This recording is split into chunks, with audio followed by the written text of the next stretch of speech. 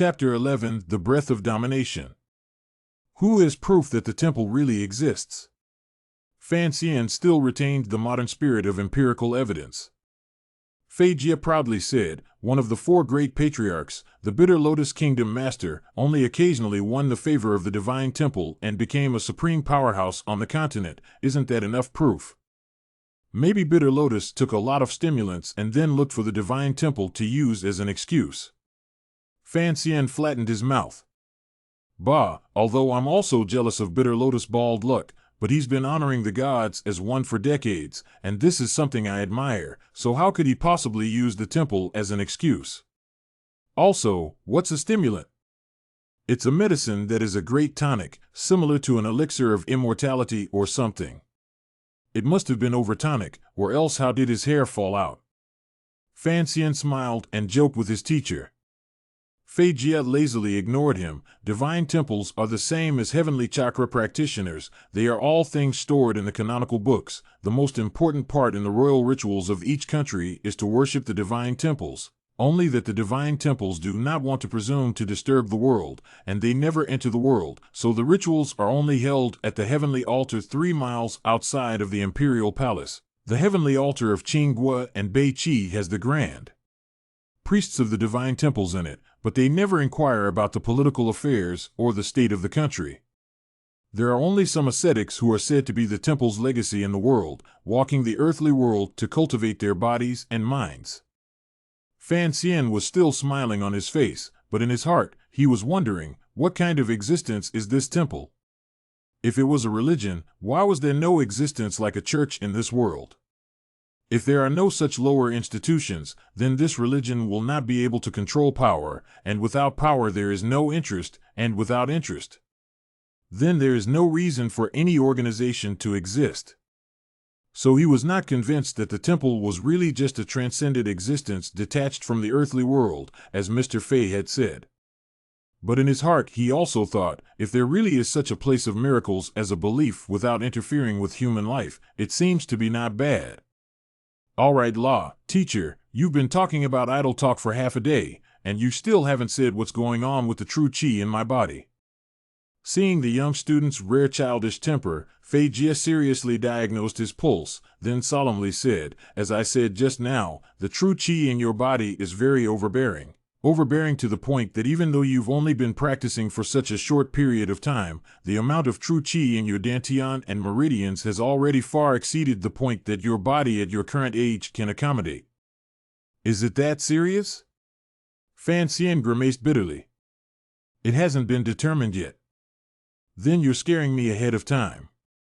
It's not that I'm scaring you, it's just that you're like a leather bag for wine right now. The bag is only this big altogether, and then there's more and more wine in it, and if you keep practicing, I'm worried that in the future, this leather bag of yours will be swollen.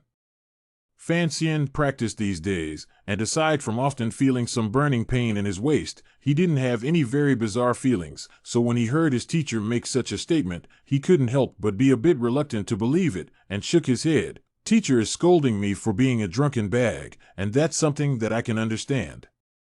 Try running the true qi in your body according to your usual gong method. Fei Jie frowned slightly. Fan Xian closed his eyes and returned to his heart as he was told, naturally entering a state of cultivation as the warm qi mass in his body underneath his abdomen began to gradually rise, slowly dispersing along the body's meridians towards his limbs. Fei Jie closed his eyes, his fingertips rested on the little one's wrist, savoring it. After a while he suddenly frowned and said, "Don't intentionally put it away, you're just a 5-year-old child, even if this true qi is too overbearing. It's not likely to hurt me, it's just that you're weak now, you can't bear it." Oh. Fan Xian had indeed been controlling the strength of the true qi in his body, slowly releasing it from his dantian outwards, but at this time, after hearing his teacher speak, he thought that it was right. This bit of true qi of his own naturally couldn't hurt this old poisonous creature, and if he released too little of his own true qi, it would indeed be very difficult for his teacher to detect the real symptoms. Thinking like this, he closed his eyes. That nameless true qi knack of the law in his brain slowly sounded, not set hua qi form still perish bad, when the attraction of heavenly springs irrigate their own body. With the chanting, the true qi in his body, as if it had been instructed, jumping, happily ran out from his dantian, following his meridians from the abdomen to the back, along a very strange path straight to the wrist. A muffled sound rang out in the study.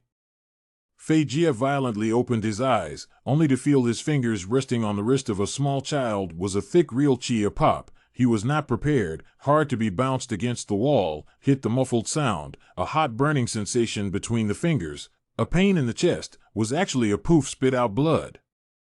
On the other side, Fan Xian also felt an annoyance in his chest and raised his head before he realized Fei Jia's tragic image, and with a shock, he hurriedly ran forward and helped his teacher up.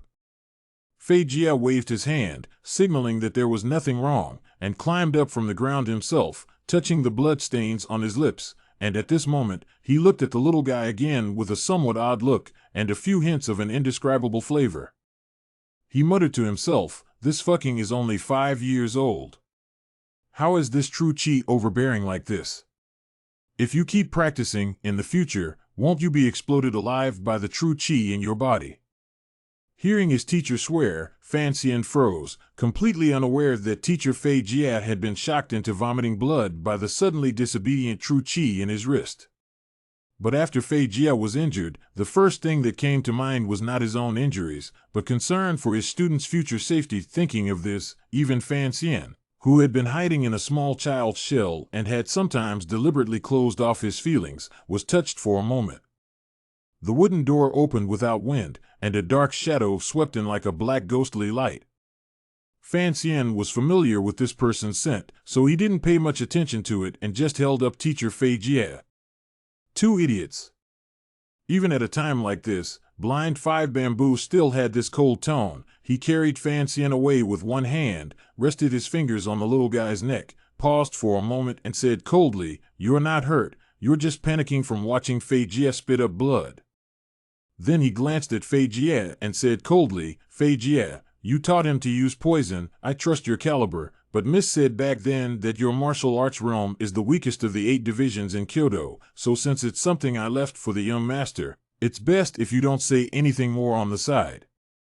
Fei Jia seems to be just a very inconspicuous and somewhat lewd gentleman in Tanyu City, but in Kyoto, he is a very powerful figure. At this time, he was injured, although he was a bit careless, but being said this way by Wu Zhu, his old face was a bit untenable, coupled with the worry that Fan Xian is only 5 years old and has started to cultivate such an overbearing technique. His face couldn't help but gradually darken up.